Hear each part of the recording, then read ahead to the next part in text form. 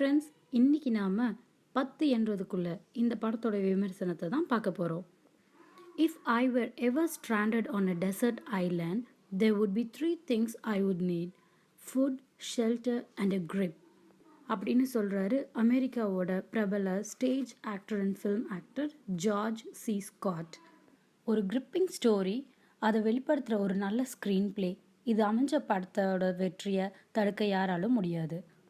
இந்த success factor நம்ம பார்க்க போகிற 10 என்றதுக்குள்ள படத்தில் இருக்கான்னு பார்க்கலாமா? விக்ரம் எப்பவும் ஒரு பாணியை ஃபாலோ பண்ணுவார். கஷ்டப்பட்டு வருஷ கணக்காக நடித்த ஒரு படம், எக்ஸாம்பிள் அன்னியன், பீமா, ஐ, கந்தசாமி மாதிரி. அப்புறமா கம்பேரிட்டிவ்லி ஈஸியாக மாதக்கணக்கில் நடித்த ஒரு படம் மஜா, ஜெமினி, தாண்டவம், இப்போ வந்திருக்கிற 10 என்றதுக்குள்ள மாதிரி.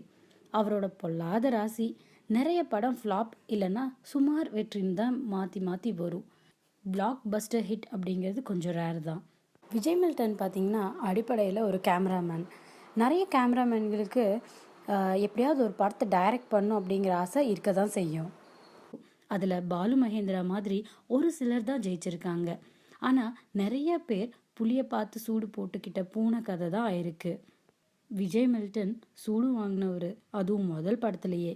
ஜெயிக்கவும் செஞ்சுருக்கிறாரு 2வது படம் கோலி சோடா மூலமாக. இந்த 2 பேரும் இணைந்த 10 என்றதுக்குள்ள ஹிட்டா ஃப்ளாப்பா பார்க்கலாமா? முதல்ல இந்த படத்தோட கதை. விக்ரம் கார் ஓட்டுறதுல ரொம்ப திறமையானவர். ஏதாவது ஒரு பொருளை ஒரு இடத்துல இருந்து இன்னொரு இடத்துக்கு எவ்வளோ இடைஞ்சல் வந்தாலும் அதை முறியடிச்சிட்டு கடத்துறதுல பெரிய கில்லாடி. என்னங்க, டிரான்ஸ்போர்ட்டர் படங்கள் ஞாபகத்துக்கு வருதா? கொஞ்சம் அப்படிதாங்க. நம்ம ஹீரோயின் சமந்தாவை ஒரு கும்பல் கடத்த நினைக்குது. விக்ரம் அவருக்கு தெரியாமல இந்த பிளான்ல உள்ள வராரு. சமந்தாவை கடத்தினாங்களா, யாரு, எதுக்காக, விக்ரம் இதுல என்ன பண்றாரு, அதை பத்தி முடிஞ்சா தியேட்டர்ல பாருங்க. பட் அதுக்கு முன்னாடி இன்னும் கொஞ்சம் கேளுங்க. விஜய் மில்டன் கையில ஒரு சின்ன கதை, கொஞ்சம் நல்ல கதை கிடைச்சிருக்குங்க. அதை படத்தோட ஸ்டார்டிங்ல கொஞ்சம், கடைசியில கொஞ்சம்னு பிரிச்சு வச்சுக்கிட்டாரு. இதுக்கு நடுவில் ஃபில் பண்ணுறதுக்கு அசிஸ்டன்ட் டைரக்டர்ஸ் கிட்ட ஐடியாஸ் கேட்டிருப்பாருன்னு நினைக்கிறேன். கோர்வையாக வருதோ இல்லையோ அதை பற்றியெல்லாம் கவலைப்படாமல் 10 நிமிஷத்துக்கு ஒரு பல்ட்டி அடித்து எல்லா ஐடியாஸையும் உள்ளே போட்டு மிக்ஸ் பண்ணி குட்டிக்கரணை எல்லாம் போட்டு கிளைமேக்ஸை ரீச் பண்ணிட்டாருங்க. படம் பார்க்குற நமக்கு தான் செம்ம டயர்ட் ஆகுது. படத்தில் நிறைய கார் சேஸ் சீன்ஸ், கொஞ்சம் சீன்ஸ் கோயம்புத்தூரில், கொஞ்சம் சீன்ஸ் சென்னையில் ஷூட் பண்ணிக்கிட்டு எடிட்டிங்கில் அது எல்லாமே ஒரே ஊர் மாதிரி காமிச்சிருப்பாங்க. அப்படி படமும் எங்கெங்கேயோ போயிட்டு இன்னும் நாங்கள் ஒரே கதையை தானே சொல்லிகிட்டு இருக்கோம்னு நம்ப வைக்க ட்ரை பண்ணுறாங்க. அந்த சார்மி வர்ற பாட்டு, டபுள் மீனிங்கில் டைலாக்ஸ் இருக்கிற கேவலமான சீன்ஸு, எங்கேயோ பாலைவனத்தில் ஒரு கேரவன் பஸ்ஸை வச்சுக்கிட்டு சுற்றியும் டை கட்டிட்டு நிற்கிற அடியாளுங்க, வேஷ்டி கட்டிக்கிட்டு இருக்கிற ஒரு ஸ்பெஷல் அடியாள்னு சைட் வில்லன் வர சீன்ஸ் எல்லாம் செம்ம எரிச்சல்.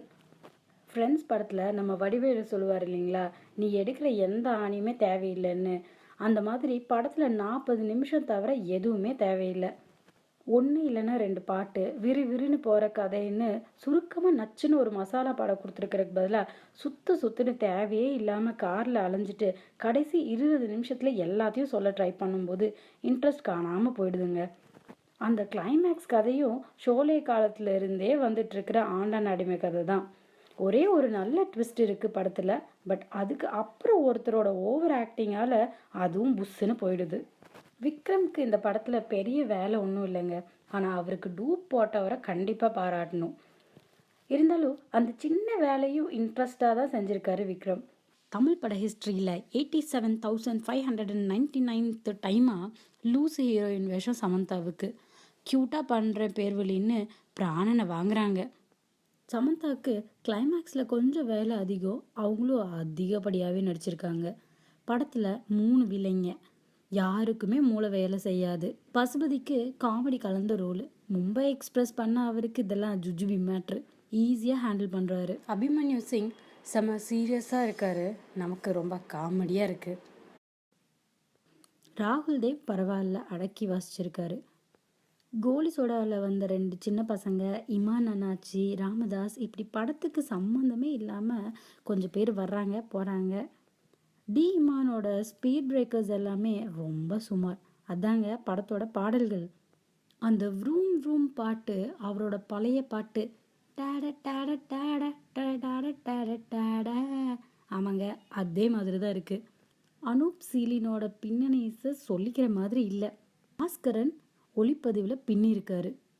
நேபாளில் சுற்றி எடுத்த காட்சிகள் எல்லாம் சூப்பராக இருக்குது.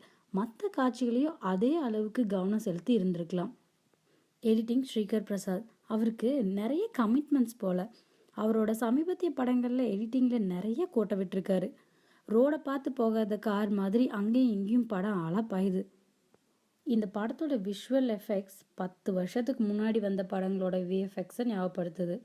இந்த படத்தில் எனக்கு பிடிச்ச ஒரே விஷயம் கார் சேஸ் சீன்ஸ். அதில் பண்ண actual stunt director Lee Whittaker பின்னி எடுத்திருக்காரு. ஸ்டண்ட் டீமுக்கு என்னோட சல்யூட். ஆக மொத்தத்தில் விஜய் மில்டன் கோலி சோடாவில் வாங்கின நல்ல பேரை 10 என்றதுக்குள்ளே காலி பண்ணிட்டாரு. இந்த படத்துக்கு எங்களுடைய மதிப்பெண். சரி ஃப்ரெண்ட்ஸ், அப்போ நான் உத்தரவு வாங்கிக்கிட்டுமா? டாடா, பாய் பாய். இந்த மாதிரி சுவாரஸ்யமான நடுநிலையான விமர்சனங்களுக்கு எங்களோட சேனல் தமிழ் மூவி ரிவ்யூஸ்க்கு சப்ஸ்கிரைப் பண்ணுங்க. மறக்காம உங்களோட கமெண்ட்ஸையும் பதிவு பண்ணுங்க. Stay tuned with us at www.gcinemas.com.